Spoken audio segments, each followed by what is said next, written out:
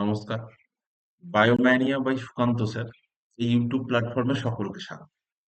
আমরা আজকে বায়োলজি থেকে যেটা আলোচনা করব সেটা জনন বা রিপ্রোডাকশন। এই পৃথিবীতে প্রত্যেকটা জীব চায় সে একদিন থাকবে না, তার মতো কেউ পৃথিবীতে থেকে যাক। অর্থাৎ এই যে তার মতো কেউ পৃথিবীতে থেকে যাক, এই কনসেপ্টটা থেকেই জননের কনসেপ্টের শুরু। কারণ কি, উদ্ভিদের দেহে বা প্রাণীদের দেহে একটা অত্যন্ত গুরুত্বপূর্ণ বৈশিষ্ট্য হচ্ছে জন্ম। অর্থাৎ জীবত্বের, অর্থাৎ যেখানে যে প্রাণ আছে তার সব থেকে গুরুত্বপূর্ণ একটা বৈশিষ্ট্য বলা যেতে পারে জনন। এই জননের মাধ্যমে জীব তার অস্তিত্বকে বজায় রাখে, তার বংশ পরম্পরাকে বজায় রাখে, এবং এই বংশ পরম্পরায় অস্তিত্ব বজায় থাকার মাধ্যমে সব থেকে গুরুত্বপূর্ণ যেটা হয় সেটা হচ্ছে কি, সেটা হচ্ছে একটা আহ ধারাবাহিকতা, পরিবেশের ভারসাম্য, এইগুলো বজায় থাকে। তো এই জনন জীবদেহের একটা অত্যন্ত গুরুত্বপূর্ণ ক্রিয়া। এই যে জনন প্রক্রিয়া আছে, অর্থাৎ যে প্রক্রিয়ার মাধ্যমে জীবের সংখ্যা বৃদ্ধি ঘটছে, এই জনন কিন্তু শুধু এমনটা নয়, প্রাণী প্রাণী উদ্ভিদ উভয় দেহে জনন হয়।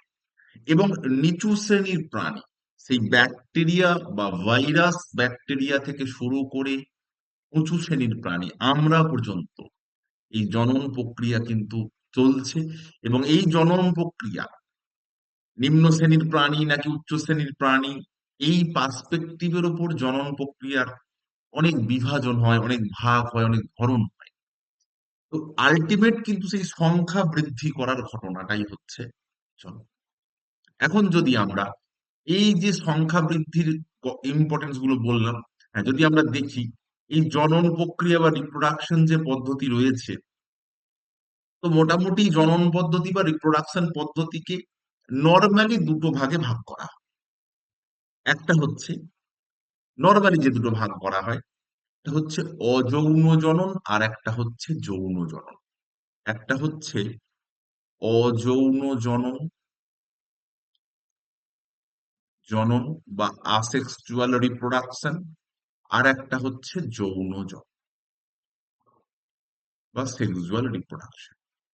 এখন এই যে যৌন জনন ও অযৌন জনন এই দুটো ভাগ করা হলো, এবার অনেক জায়গায় আমরা জননকে দুটো ভাগেই জানি, একটা যৌন জনন, একটা অযৌন জনন। এবার এই অযৌন জননের মধ্যে একটা ভাগ হচ্ছে ভেজিটেটিভ রিপ্রোডাকশন, বা যেটাকে আমরা বলে থাকি অঙ্গজ জনন। তাহলে আমরা কি বলছি, দুটো ভাগ আমরা বলতেই পারি, একটা যৌন জনন আর একটা হচ্ছে অযৌন জনন। এবার অনেক জায়গায় তিনটে ভাগ করে অঙ্গজ জননকেও রাখে,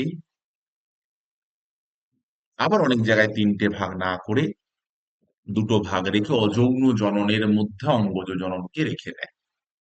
অ্যাকচুয়ালি এই যে অঙ্গজ জনন বা অযৌন জনন, এটা নিচু শ্রেণীর প্রাণীদের ক্ষেত্রে ঘটে। নিচু শ্রেণীর প্রাণী মানে যারা খুব হাইলি ডেভেলপ নয়। এবং এই অঙ্গজ জনন প্রক্রিয়াটা জননের একটা অত্যন্ত সিম্পলেস্ট ধরন, যেখানে খুব বেশি ভ্যারাইটি সম্পন্ন জীব উৎপন্ন হওয়া সম্ভব নয়। কিন্তু যৌন জনন উন্নত শ্রেণীর জীবেদের ক্ষেত্রেই ঘটে, এবং অনেকটা কমপ্লেক্স পদ্ধতি, কিন্তু জটিল পদ্ধতি। এবং উন্নত শ্রেণীর প্রাণী এবং উদ্ভিদ উভয় ক্ষেত্রেই ঘটে। এবং এই উৎপন্ন হয় যে সমস্ত প্রজাতি তারা খুব হাইলি ডেভেলপড, এবং তাদের মধ্যে অনেক জেনেটিক্যাল ভ্যারাইটি, জিনগত প্রভেদ আসে।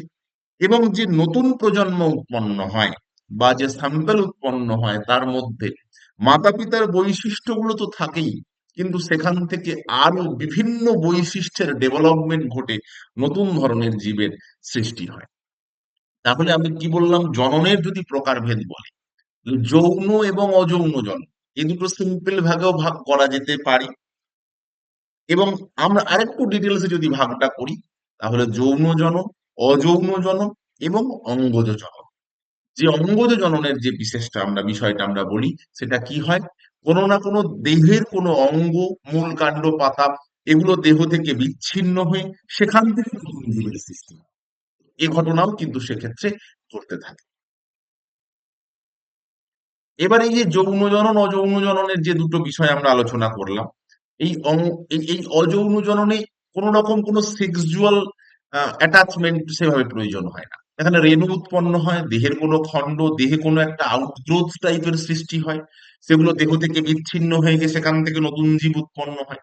কিন্তু যৌন জননের ক্ষেত্রে মেল এবং ফিমেল তার উপস্থিতিতে ডিম্বাণু, শুক্রাণু বা এ ধরনের জিনিস অতি প্রয়োজন। অর্থাৎ এখানে জনন মাতৃকোষ গ্যামেট প্রয়োজন। অঙ্গজ জননের ক্ষেত্রে কিন্তু এরকম বিষয় নয়। অঙ্গজ জননের অঙ্গের কোনো একটা পার্ট থেকে বা অযৌন জনন যদি আমরা বলি রেণু উৎপাদনের মাধ্যমেও নতুন প্রজাতির উদ্ভব ঘটে। তাই অযৌন জননের থেকে যৌন জননে হাইলি ডেভেলপড গ্রুপ, সেটা প্ল্যান্ট হতে পারে, অ্যানিমাল হতে পারে, সেগুলো উৎপন্ন হয়। এবং উন্নত শ্রেণীর প্রাণীদের ক্ষেত্রে বা উদ্ভিদের ক্ষেত্রে অযৌন জনন ঘটে না, যৌন জনন ঘটে। আর যারা উন্নত, অনুন্নত, তাদের অযৌন, আর যারা উন্নত শ্রেণীর তাদের ক্ষেত্রে যৌন জনন ঘটে।